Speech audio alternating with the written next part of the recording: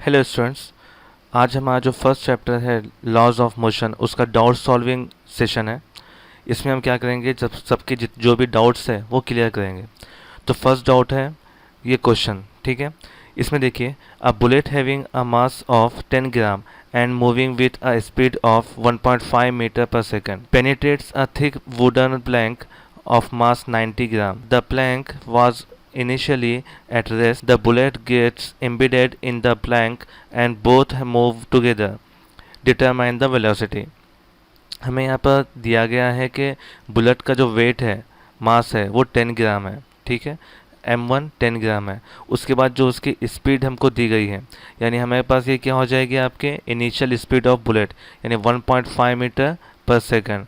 उसके बाद हमारे को प्लैंक का जो वेट है वो बताया गया है, यानी मास ऑफ M2 वो है हमारा 90 ग्राम। उसके बाद क्या बताया गया आपको कि पहले ये रेस्ट में था, ठीक है। तो इनिशियली ये रेस्ट में था, मतलब क्या है, U2 जो होगा आपका वो ज़ीरो होगा इनिशियली रेस्ट में होने की वजह से।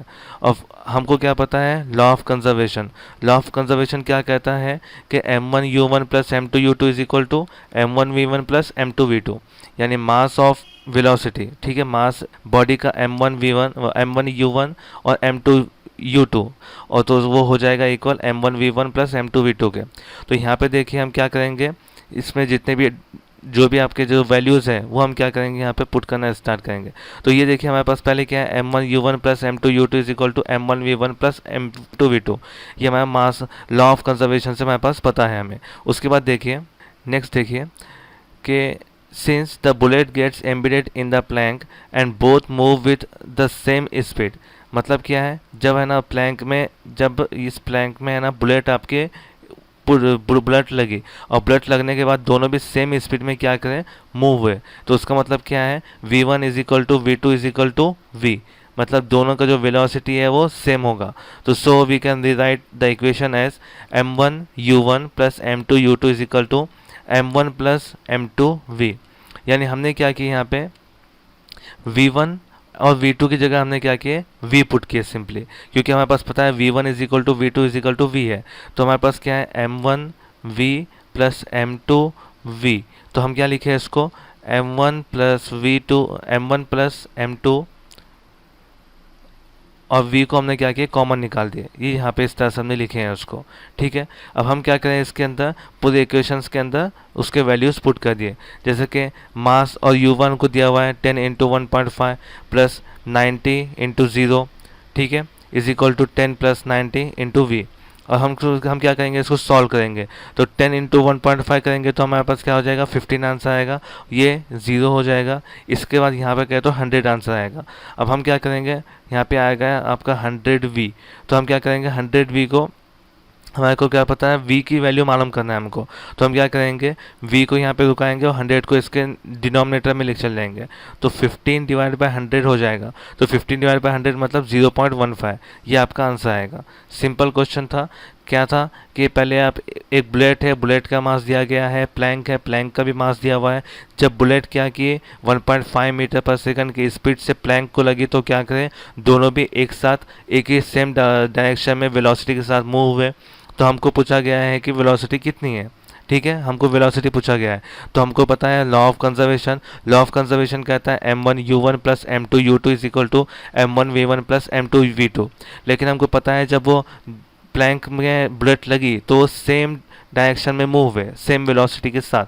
तो हम लिख सकते हैं इसको V1 is equal to V2 is equal to V, ठीक है। हम दोनों को V से डिनोट कर सकते हैं। उसके बाद हमने ये इक्वेशन को फिर से लिखे V रख कर। तो जब हमने V रख कर इस तरह लिखे तो हमको क्या पता, क्या इक्वेशन मिली, M1U1 plus M2U2 is equal to M1 plus M2V। हमने क्या किया, उसके बाद पूरे जो जितने हमको गिवन डेटा है वो पूरा हमने क्या किया, इसका पुट कर दिए और हमको आंसर मिला 0.15 मीटर पर सेकेंड। ओके, नेक्स्ट आते हैं नेक्स्ट डाउट की तरफ। नेक्स्ट था क्वेश्चन नंबर 3 का आंसर, ठीक है। तो क्वेश्चन नंबर 3 का आंसर बहुत ही सिंपल है। तो इसमें मैं आपको एक सॉल्व करके बता देता हूँ, जैसे कि लास्ट वाला, ठीक है, सबसे ज़्यादा डाउट्स ये बच्चों को लास्ट वाले में था, तो वो सॉल्व करके बता देता हूँ। तो देखिए यहाँ पे हमको है ना, जो लास्ट वाला है इसके अंदर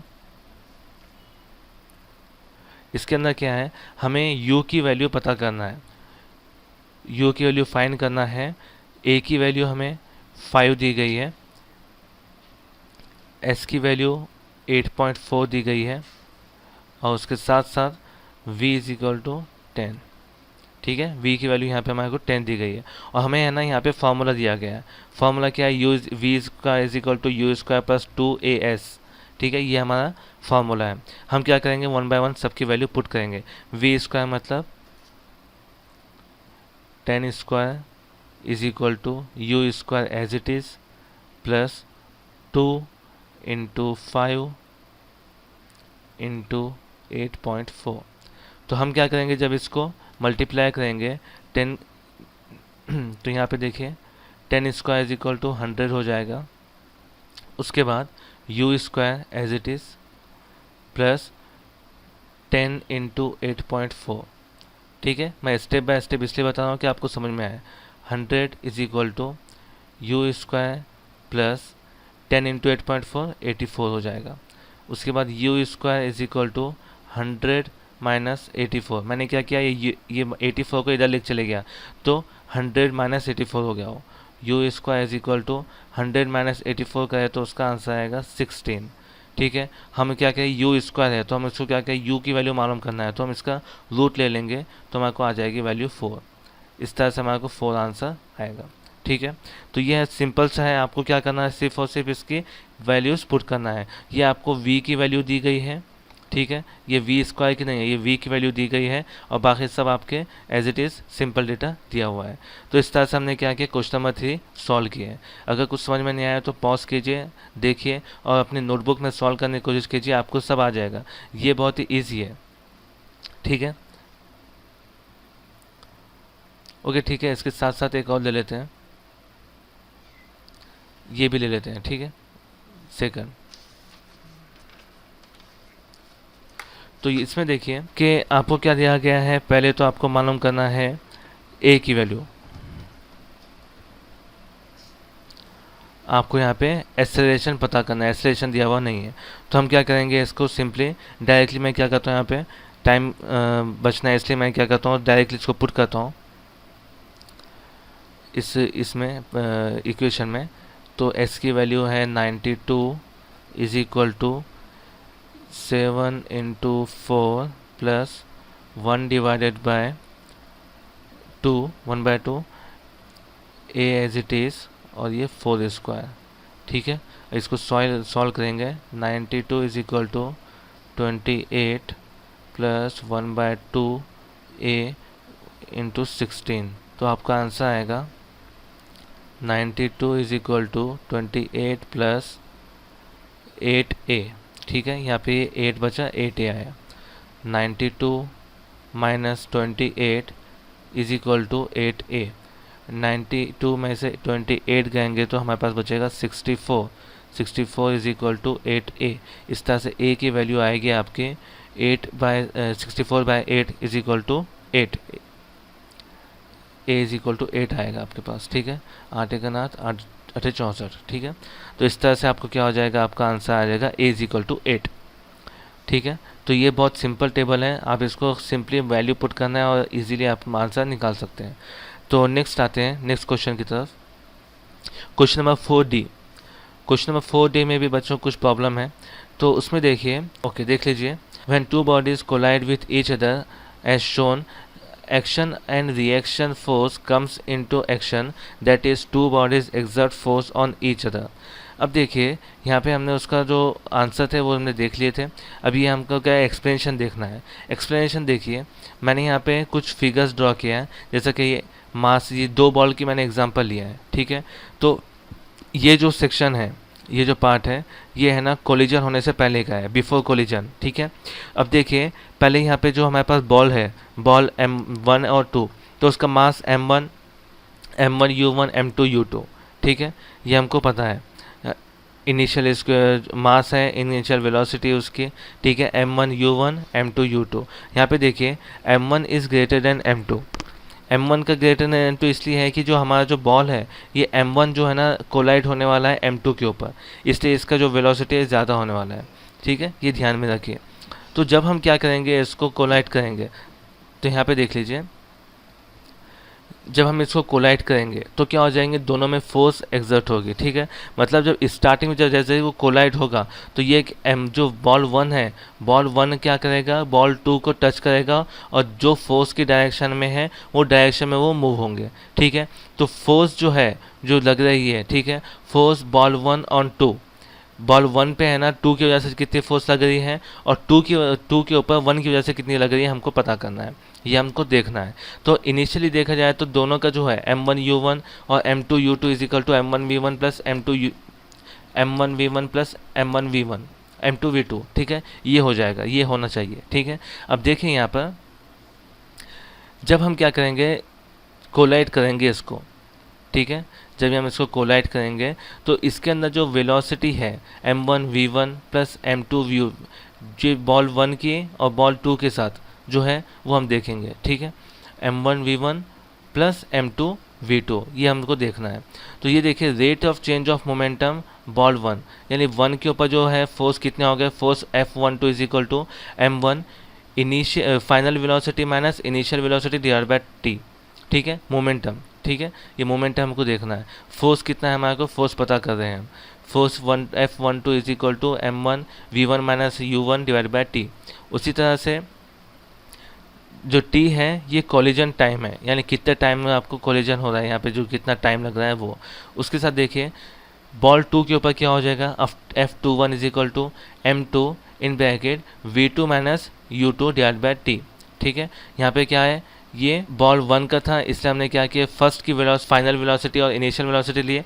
बॉल 2 है इसलिए फाइनल वेलोसिटी और इनिशियल वेलोसिटी हम क्या करेंगे, बॉल 2 की लेंगे।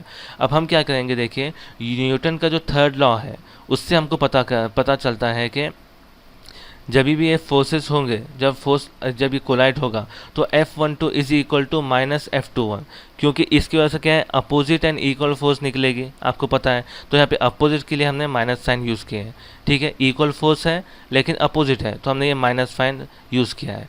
तो यहाँ पे देखिए F12 is equal to minus F21, तो हम क्या करेंगे, इसकी वैल्यूज़ हम क्या करेंगे, यहाँ पे पुट कर देंगे। ये जो वैल्यूज़ हमारे पास आई है हम इसको यहाँ पे पुट कर देंगे। तो m1v1 minus u1 divide by T minus m2v2 minus u2 divide by t. अब हम क्या करेंगे, इसको सिंप्लीफाई करेंगे। अब देखिए दोनों के डिनोमिनेटर में t है तो हम क्या करेंगे, t कैंसिल हो जाएगा, ये t अगर यहाँ पे अगर पुट करेंगे तो t डिवाइड बाई t हो जाएगा, तो t और t कैंसिल हो जाएगा, ठीक है। तो t और t कैंसिल होने के बाद हम क्या करेंगे, यहाँ पे m1v1, यहाँ पे ब्रैकेट ओपन करके लिखे हैं हमने, m1v1 minus m1u1 is equal to minus m2v2 plus m2u2। तो ये हमारे पास है ना आंसर आएगा। अब हम क्या करेंगे, इसको सिंपली एक साइड ले लेंगे, यानी क्या हो जाएगा, u का जो पार्ट है वो सेम साइड ले लेंगे और v का जो पार्ट है सेम साइड ले लेंगे। तो m1u1, ठीक है, m1u1 प्लस m2u2, ठीक है, is equal to m1v1 plus m1v1, ठीक है। ये जो पार्ट है ये एक्स्ट्रा आ चुका है, ये कट कर दीजिए, ठीक है। तो ये आपका आंसर बनेगा, ओके, तो ये आपका आंसर बनेगा। चलिए अब नेक्स्ट हम कुछ स्मॉल डॉट्स है वो हम देख लेंगे। तो पहला जो डॉट था, फर्स्ट डॉट है व्हाट इज़ मोमेंटम, ठीक है। मोमेंटम क्या होता है, ये एक बेसिक क्वेश्चन है।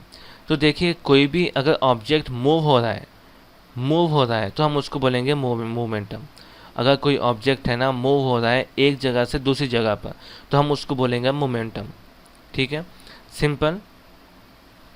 एक बॉल है, बॉल क्या कर रहा है, एक पॉइंट से दूसरे पॉइंट की तरफ मूव हो रहा है तो हम उसको बोलेंगे वो बॉल मूव कर रहा है, यानी उसमें कुछ मोमेंटम हो रहा है, ठीक है।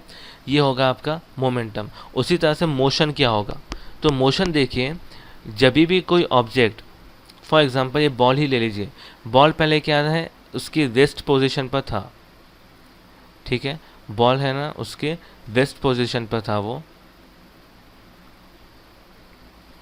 तो जब ये अपनी रेस्ट पोजीशन, जब इसके ऊपर फोर्स अप्लाई हुई तो वो अपनी रेस्ट पोजीशन को छोड़कर कुछ दूर तक के मूव हुआ, तो उसको हम बोलेंगे मोशन, ठीक है। हम इसको बोलेंगे कि ये बॉल अपनी रेस्ट पोजीशन को, अपनी स्टेशनरी पोजीशन छोड़कर मूव में आ रहा है तो हम इसको बोलेंगे मोशन, ठीक है।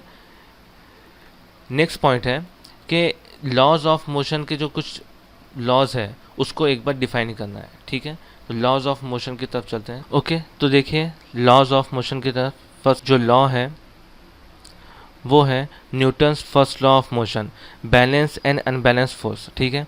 An object continues to remain at rest और in state of uniform motion along a straight line unless an external unbalanced force acts on it। मतलब क्या है कि कोई अगर हमने देखे अभी बॉल का एग्जांपल, वो बॉल अपनी रेस्ट पोजीशन जब तक कि नहीं छोड़ेगा जब तक कि हम इसके ऊपर कोई फोर्स एक्सटर्नल फोर्स अप्लाई नहीं करते, ठीक है। ये रेस्ट पोजीशन में होगा जब तक कि हम इसके ऊपर कोई फोर्स अप्लाई नहीं करते। जैसे हमने इसके ऊपर कुछ टच किए बॉडी को उसको, तो क्या हो जाएगा, उसके ऊपर कुछ ना कुछ फोर्स लगेगी और वो क्या हो जाएगा, अपनी स्टेशनरी पोजीशन छोड़कर रेस्ट में आ जाएगा और वो मूव होना स्टार्ट करेगा। तो जब भी हम इसके ऊपर कुछ फोर्स लगाएंगे तभी क्या हो जाएगा वो। अब यहाँ पर देखिए, एक बात ध्यान दीजिए कि एक्सटर्नल हमारे को अनबैलेंस फोर्स लगना चाहिए, ठीक है। बैलेंस फोर्स अगर लगेगी तो वह मूव नहीं होगा। जैसा कि जितनी फोर्स यहाँ से लग रही है उतनी फोर्स अगर इधर साइड से भी लगेगी तो क्या हो जाएगा, वो बैलेंस फोर्स हो जाएगी और बैलेंस फोर्स की वजह से मूव नहीं होगा। हमें क्या चाहिए, ये अनबैलेंस फोर्स चाहिए। मतलब क्या है, इधर साइड अगर फोर्स ज़्यादा है, इस साइड फोर्स ज़्यादा है तो इस साइड फोर्स क्या होना चाहिए, कम होना चाहिए। तभी क्या हो जाएगा, वो बॉल मूव होगा, अपनी स्टेशनरी पोजीशन को छोड़ेगा। वरना क्या हो जाएगा, अगर दोनों साइड भी सेम पोजीशन लग रही है, same same same equal force लग रही है, तो क्या हो जाएगा, वो बैलेंस फोर्स हो जाएगी और बैलेंस फोर्स की वजह से ये बॉल अपना मूव नहीं होगा, अपनी स्टेशनरी पोजीशन में ही रहेगा। ओके, नेक्स्ट देखते हैं Newton's second law of motion. The rate of change of momentum is proportional to the applied force and the change of momentum occurs in the direction of force। मतलब क्या है कि जब भी किसी चीज़ के ऊपर फोर्स लग रही है, ठीक है, तो वो जो rate of change of momentum है उसका डायरेक्शन है, जिस डायरेक्शन में फोर्स लग रही है उसी डायरेक्शन में क्या हो जाएगा, आपका मोमेंटम होगा। तो मोमेंटम का जो फॉर्मूला है क्या है, मोमेंटम इज इक्वल टू, हम पी से इसको डिनोट करते हैं, ठीक है। तो m into v, mass into velocity, ये आपका मोमेंटम होगा, ठीक है। किसी भी इसका मास इंटू ऑब्जेक्ट का मास इंटू वेलोसिटी उसका मोमेंटम होगा। तो जिस डायरेक्शन में फोर्स लग रही है उस डायरेक्शन में क्या हो जाएगा, वो उसका मोमेंट होगा। नेक्स्ट देखते हैं, यहाँ पर देखिए, यहाँ पर ध्यान दीजिए, the initial moment of the object क्या हो जाएगा, एम यू से हम डिनोट करते हैं। इनिशियल को हम यू से डिनोट करते हैं और फाइनल को हम बी से डिनोट करते हैं, ठीक है। तो ये देखिए फाइनल मोमेंटम जो होगा ये वी एम वी होगा। अब देखिए rate of change of momentum की बात आएगी तो रेट ऑफ चेंज किसके अकॉर्डिंगली होगा, टाइम के अकॉर्डिंगली होगा। तो change in momentum divide by time. तो अब देखिए rate of change of momentum देखेंगे तो m v minus m u, okay, m v minus m u यानी final momentum minus initial momentum, ठीक है। Final momentum minus initial momentum divide by t, मतलब m is equal m in bracket v minus u divide by t, ठीक है। तो ये आपका आएगा rate of change of momentum का फॉर्मूला, ठीक है। अब देखिए according to the Newton's second law of motion, the rate of change of momentum is directly proportional to the force। यानी जितना भी उसका मास और इसका एक्सेलरेशन है वो डायरेक्टली प्रोपोर्शनल होता है फोर्स के, यानी फोर्स उसके ऊपर कितनी अप्लाई हो रही है। अब देखिए जो हमारे को डायरेक्टली प्रोपोर्शनल का साइन अगर हमको हटाना है और इक्वल का साइन लाना है तो हम क्या करते हैं, यहाँ पे प्रोपोर्शनलिटी कांस्टेंट यूज़ करते हैं। तो हम यहाँ पे k है वो as a proportionality constant use करेंगे और हम क्या करेंगे, उसका वैल्यू 1 सपोज करेंगे, 1 सपोज करेंगे। तो F is equal to m into a, यानी force is equal to mass into acceleration. Force is equal to mass into acceleration, ये आपका आएगा सेकंड लॉ ऑफ मोशन से। Newton's third law of motion, every acting force has an equal and opposite reaction force which act simultaneously. मतलब क्या है इसका, जब भी हम क्या करेंगे, किसी के ऊपर कुछ फोर्स अप्लाई करेंगे। फॉर एग्जांपल आपने क्या किए, बॉल को अगर वॉल के ऊपर ज़ोर से फेंके, वॉल के ऊपर आपने क्या किए, बॉल को बहुत ज़ोर से है ना ये क्या किए, फेंक कर मारे, तो क्या हो जाएगा, ये बॉल क्या करेगा, सेम जिस डायरेक्शन में फोर्स लगी उस डायरेक्शन में क्या करेगा, मूव होगा और दीवार को लगेगा। उसके बाद क्या हो जाएगा, दीवार को लगने के बाद वो जितने ज़्यादा फोर्स से गया था उसी के सेम डायरेक्शन में सेम फोर्स के साथ वो वापस आएगा।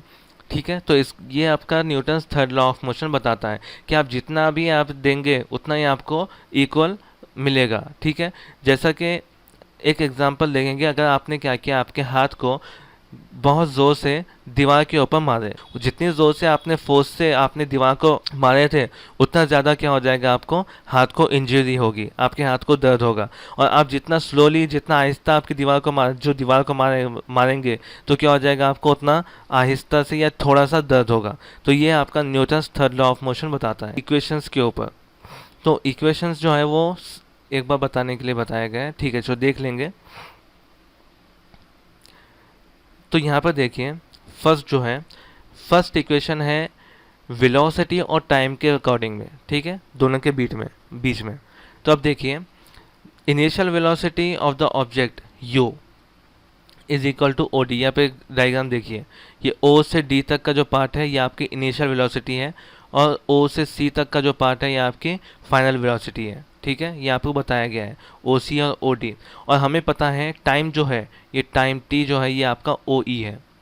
ठीक है, अब देखिए यहाँ पे हमको क्या गया है, हमको यहाँ पता है एक्सेलरेशन का फॉर्मूला क्या है, change in velocity divide by time. तो वेलोसिटी चेंज क्या है, final velocity minus initial velocity divide by time. तो जो फाइनल वेलोसिटी है वो क्या है हमारे पास, ओ सी है, और इनिशियल वेलोसिटी ओ डी है, और डिवाइड बाय टी। ठीक है, तो हम क्या करेंगे, इसको सिंपली पुट कर दिया है फॉर्मूले में। अब देखिए हमारे पास सी से डी तक का जो पार्ट है, ठीक है, सी से डी तक का जो पार्ट है इसको हम क्या कर सकते हैं, ए टी लिख सकते हैं। वो किस तरह से, ये देखिए, एक्सेलरेशन का फॉर्मूले से हमें क्या पता है, ओ सी माइनस ओ डी पता है। हमने क्या किया, ओ सी और ओ डी, ये ओ सी जितना है, ओ से सी तक का जितना भाग है, अगर उसमें से हम इतना सा पार्ट अगर माइनस कर दिए तो हमारे पास क्या बचेगा, यहाँ से सी डी बचेगा। ठीक है, ये इतना पार्ट बचेगा हमारा। तो हम क्या कर सकते हैं, इसको ओ सी माइनस ओ डी को हम क्या कर सकते हैं, सी डी लिख सकते हैं। और हमने क्या किया, टी को इधर साइड पुट कर दिया है, मतलब टी को हमने क्या किया, ए की साइड लेकर चले गया है, ए के मल्टीप्लिकेशन में। तो हम क्या कह सकते हैं कि C D is equal to a t, C D is equal to a t, हम अपना यहाँ पे लिख सकते हैं। अब देखिए ग्राफ में देखिए, जो बी ई का पार्ट है, ये बी से ई तक का पार्ट है, इसको हम दो पार्ट में लिख सकते हैं। दो पार्ट में किस तरह से लिखेंगे, ए ई प्लस ए बी। ये दो पार्ट में अगर हमने इसको लिखे तो हमारे पास है ना, ये हम इसको लिख सकते हैं ए बी प्लस ए ई। ठीक है, इस तरह से हम इसको लिख सकते हैं। अब देखिए हम क्या करेंगे, सीधा velocity v is equal to C D plus O D. ठीक है, जो आपकी वेलोसिटी है, टोटल वेलोसिटी, ये यहाँ से लेके हमारे पास क्या है, ये टोटल वेलोसिटी है। वेलोसिटी इज इक्वल टू, हम इसको क्या सकते हैं, क्या लिख सकते हैं, C D plus O D लिख सकते हैं। क्यों, क्योंकि यहाँ पे देखिए ये इसका पैरेलल लाइन से कनेक्ट है, यानी इसका जो डिस्टेंस है उसी का डिस्टेंस हमारा ये भी डिस्टेंस होगा। ठीक है, और हमने अभी देखे कि ए बी और ए हम इसको लिख सकते हैं, ओ डी और सी डी यहाँ पे लिखा है, क्योंकि ए बी जितना है, ये ए बी का जो है साइज वो सेम है सी डी के, और ए का साइज ओ डी का सेम है। हमने क्या किया, यहाँ पे इक्वेशन में वो लिखा है। उसके बाद v is equal to a t plus u. अब देखिए यहाँ पे हमने सी डी की जगह पे हम यहाँ पे ए टी लिख सकते हैं, यहाँ पे हमने अभी यहाँ पे लिखा है, हमने पता किया है। और u हमने क्या है, ओ डी की जगह पे हम u लिख सकते हैं। o से d तक का जो पार्ट है हम उसको यहाँ पे u लिख सकते हैं। A t is equal to a t plus u हम इसको लिख सकते हैं। और v is equal to total क्या हो जाएगा, हम इसको v is equal to u plus a t, ये हमारा फाइनल इक्वेशन आ जाएगी। ठीक है, समझ में आ गया इक्वेशन कैसे है, तो ग्राफ के थ्रू। नेक्स्ट देखेंगे हम,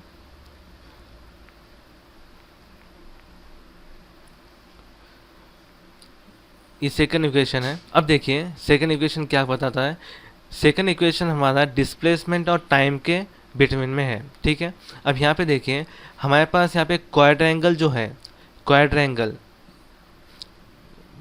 डी ओ ई बी, ये हमारा क्वाड्रेंगल है। क्वाड्रेंगल क्या होता है, रेक्टेंगल और ट्रायंगल का कॉम्बिनेशन होता है। तो हम क्या करेंगे, हमारे को दोनों का एरिया मालूम करना है। हम क्या लिख सकते हैं, area of rectangle plus area of triangle लिख सकते हैं। ठीक है, अब हम क्या करेंगे, यहाँ पे सीधा सीधा एरिया ऑफ रेक्टेंगल लिखेंगे। तो एरिया ऑफ रेक्टेंगल हमारे पास क्या हो जाएगा, यहाँ पे ओ E plus O E into ए ई, ठीक है, ओ ई इंटू ए, ये हमारे पास क्या है, एरिया ऑफ रेक्टेंगल आएगा। उसके बाद एरिया ऑफ है ना ट्रायंगल क्या आएगा, half into height into base, ठीक है, ये आपका आ जाएगा A B into D A, ठीक है। अब हम क्या करेंगे, हमारे पास पता है ए ई, ये देखिए यहाँ पे ध्यान दीजिए। अब यहाँ से हमारे को क्या है, सिंप्लीफाई करना है।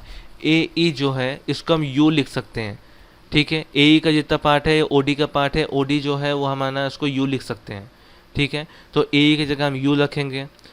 नेक्स्ट है ओ ई, ये हो चुका है ओ ई। देखिए जो ओ ई है, ओ ई की जगह हम क्या लिख सकते हैं, इसको टी लिख सकते हैं, क्योंकि यहाँ पे ओ ई का जितना पार्ट है ये हम इसको यहाँ पे टी लिख सकते हैं, ठीक है।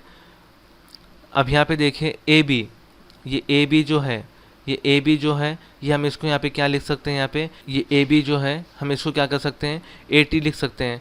क्यों लिख सकते हैं यहाँ पे a t, O E is equal to D A, O E is equal to D A, ठीक है। और यहाँ पे हम क्या कर सकते हैं, इसको ए टी लिख सकते हैं, लास्ट हमने देखे ऐसे। तो हम क्या करेंगे, इसको simply A B is equal to C D, A B is equal to C D जितना भी है, ठीक है। तो इसके तरह से हम क्या लिख सकते हैं, इसको A B is equal to a t लिख सकते हैं। अब यहाँ पे देखिए हम इसको simple s is equal to, हम क्या करेंगे, इसमें पूरा वैल्यूज पुट कर देंगे। तो यहाँ पे देखिए ए की जगह हमने क्या किए, यू पुट कर दिए, ओ की जगह हमने क्या किए, टी पुट कर दिए, ठीक है। उसके बाद हमारे पास half as it is, a b की जगह हमने टी पुट करें, ए टी पुट किए, और डी ए की जगह हमने टी पुट किए, ठीक है। अब हम इसको क्या किए, सिंप्लीफाई किए। तो यहाँ पे क्या आ जाएगा, s is equal to u t plus half a, यहाँ पे टी इंटू टी स्क्वायर। तो ये आपका आंसर आएगा यहाँ पे, ठीक है। तो ये आपका सेकंड लॉ ऑफ इक्वेशन थी। यहाँ पे सिंपल है, हमने क्या किया, दोनों का क्या किए, एरिया मालूम किए। एरिया मालूम करने के बाद ग्राफ में देखे, ग्राफ में देख कर उनके सिंपली जो वैल्यूज़ थे वो रखे, और वो रख के हमने क्या किया, यहाँ पे मालूम कर दिए। ए टी हमारे लास्ट इक्वेशन से आया है, जैसा हमने पता किए हैं, ठीक है। चलिए नेक्स्ट आगे बढ़ते हैं। ये है डिस्प्लेसमेंट ऑफ वेलोसिटी के अकॉर्डिंग थर्ड इक्वेशन। तो यहाँ पे देखिए एरिया ऑफ ट्रेपेजियम, ट्रेपेजियम क्या होता है, ट्रेपेजियम भी सेम वही होता है, रेक्टेंगल और ट्रायंगल का एडिशन आपका ट्रेपेजियम होगा, ठीक है। लेकिन यहाँ पे देखिए हमारे को ट्रेपेजियम का फॉर्मूला दिया गया है। ट्रेपेजियम का फॉर्मूला क्या है, s is equal to 1/2 into sum of length of parallel side, यानी इसका पैरेलल ये साइड और ये साइड, ठीक है, ये हमारा क्या आ जाएगा, दोनों का समेशन करेंगे into distance between the parallel side, ये दोनों के बीच का डिस्टेंस अगर हम पता मालूम कर देंगे तो हमारे को एरिया ऑफ ट्राइपेजियम आ जाएगा।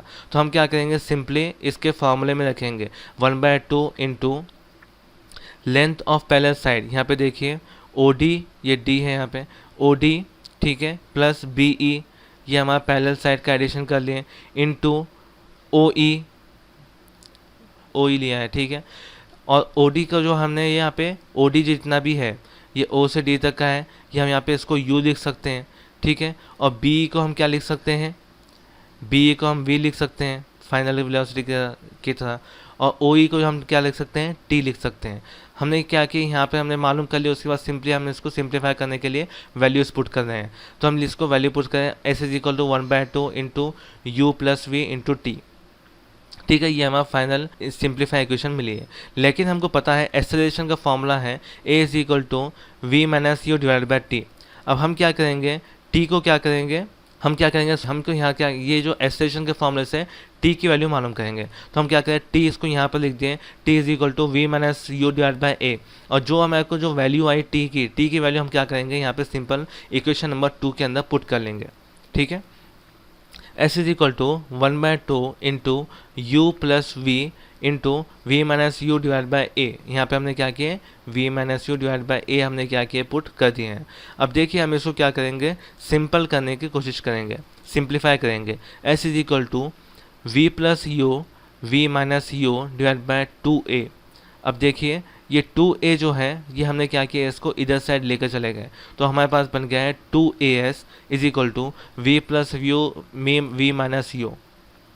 तो यहाँ पे देखिए v plus u v minus u जो है आपका x square minus y square is equal to x plus y x minus y, ये आपका होता है। ठीक है, हमने क्या किया, उसी तरह से ये इसका एक्सपांशन है, तो इसको हम क्या किए, एक्सपांशन की जगह हमने क्या किया, इसका फॉर्मूला लिख दिया, यानी v square minus u square.